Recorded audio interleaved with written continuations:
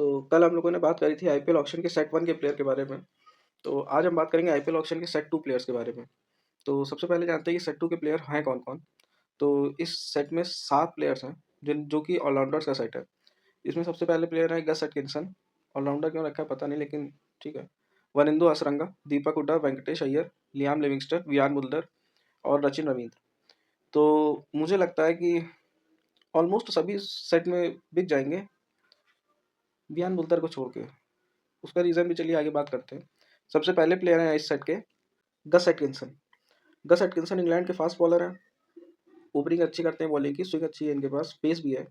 तो मुझे लगता है कि ये केकेआर में जाएंगे, क्योंकि केकेआर को बॉलिंग की ज़रूरत है बॉलर्स की। और हाँ, मुझे लगता है कि केकेआर की तरफ से खेलते दिखेंगे इस बार। फिर बात आती है कि दूसरे प्लेयर हैं वनिंदु हसरंगा। काफ़ी हाई बिड होगी इनके लिए आपकी, क्योंकि इनके स्किल सेट का ऑलराउंडर इस समय इस ऑक्शन में आया नहीं है अभी तक से मतलब इस ऑक्शन में नहीं आया है। तो मुझे लगता है ये चेन्नई सुपर किंग्स की तरफ से खेलते दिख सकते हैं, क्योंकि सीएसके को इनकी ज़रूरत है, क्योंकि लोअर ऑर्डर में एक बॉलिंग ऑलराउंडर टाइप इनको चाहिए जो कि थोड़ी बहुत हिटिंग भी कर सके।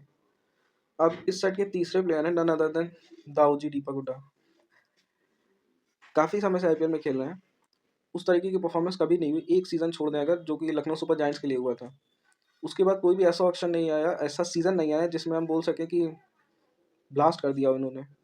तो पिछले सीज़न भी आईपीएल 2025 में भी सीएसके के लिए खेले थे, लेकिन एक तो मौके भी नहीं मिले थे सही से, और जो मौके मिले भी थे इनको तो उसको यूज़ कर नहीं पाए थे। तो इस बार मुझे लगता है कि अनसोल्ड रहेंगे। फिर फोर्थ नाम आता है वेंकटेश अय्यर का। कैमरन ग्रीन के बाद सबसे महंगे बिकने के चांसेस इन्हीं के हैं, और कोई भरोसा नहीं है कि ये सबसे महंगे भी हो जाए कैमरन ग्रीन से भी ज़्यादा। और ये जा रहे हैं केकेआर या फिर सीएसके के पास।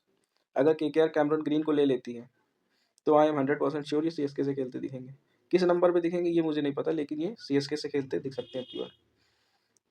इन्हीं के साथ एक प्लेयर और है जिसके लिए सीएसके 100% बिट करेगी और पूरी कोशिश करेगी कि इस बार ये अपनी टीम में उनको ले ले। ये है लियाम लिविंगस्टन। लियाम लिविंगस्टन के लिए कई बार सीएसके ने बिट करी है, लेकिन मिल नहीं पाए क्योंकि पर्स इनका कम रहता था। लेकिन इस बार ये सेकंड हाईएस्ट पर्स के साथ जा रहे हैं, और मुझे पूरी उम्मीद है कि लियाम लिविंगस्टन अब की बार येलो में दिखेंगे आपको खेलते हुए इन चेन्नई सुपर किंग्स। अब इस सेट में बचे हैं दो प्लेयर्स, वियान मुल्दर और सचिन रवींद्र। मेरे ख्याल से वियान मुल्दर अनसोल्ड रहेंगे, क्योंकि आईपीएल में जो हिटिंग पावर चाहिए होती है, फिर जो हिटिंग स्किल चाहिए होती है, वो मुल्डर के पास नहीं है। बॉलिंग ठीक है इनकी, लेकिन बैटिंग में ये उस तरीके का परफॉर्म नहीं कर पाएंगे। ये अपने ऑलराउंडर के टैग को जस्टिफाई नहीं कर पाएंगे।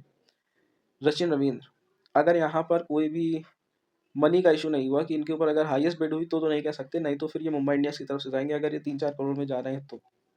क्योंकि मुंबई इंडियंस को 3 नंबर पे अपना स्पॉट फिल करना है, क्योंकि ईशान किशन के बाद से नमन धीर ने भी ट्राई करा है, लेकिन एक प्रॉपर स्किल सेट का प्लेयर जो कि सचिन रवींद्र हो सकते हैं मुंबई के लिए, वो मुझे लगता है यहाँ पर आएंगे।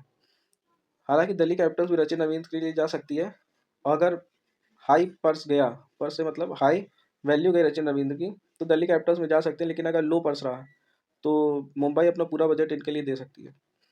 तो ये थे आज के सेट 2 के कुछ प्लेयर्स जिनके बारे में हमने बात करी। Thank you for giving me time, and do not forget to like, share and subscribe.